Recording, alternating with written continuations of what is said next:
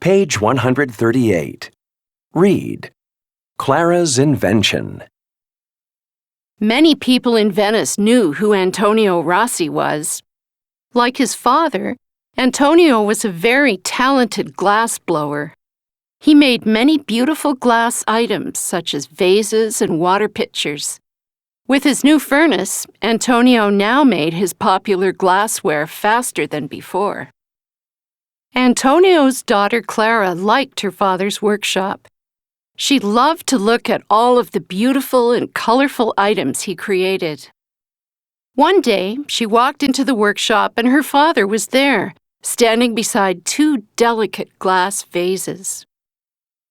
"Do you like them, Clara?" he asked proudly. "I have made them for Mr. Lombardi, the great writer here in Venice." "They're beautiful, Father," Clara said. "I must go and get Mr. Lombardi," said her father. Then he left the workshop.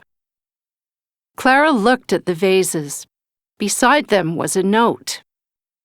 "Mr. Rossi, please make 2 beautiful vases for my wife, S. Lombardi." Clara read the note and smiled. As she turned, she bumped the vases. "No!" she gasped. She tried to catch them, but it was too late. They fell to the ground and broke into many pieces. Only the round bases at the bottom were not broken. Clara reached down and picked up one of the round bases. "What will I tell Father?" she thought. She held the piece in front of her as big wet tears fell down her cheeks. It was then that she saw Mr. Lombardi's note as she looked through the glass. The letters were big. Clara looked at the base.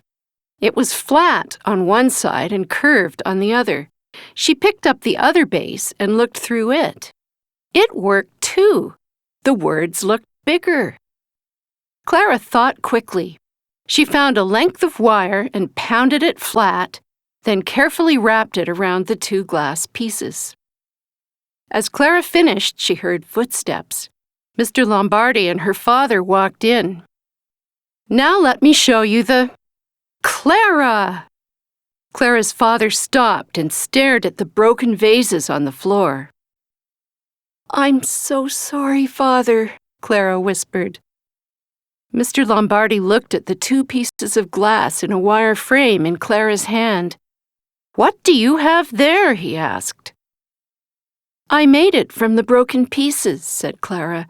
"Look through them." She held up the note for him to see. Mr. Lombardi's eyes opened wide. "The words! They're big!" He looked at Clara's father. "My wife can't read my books because of her eyes. This will be my gift to her. It will be the greatest gift ever." Clara's father smiled. "I don't know how you did it, Clara," he said, "but you made something very useful." Clara had made something very useful indeed. She had invented eyeglasses.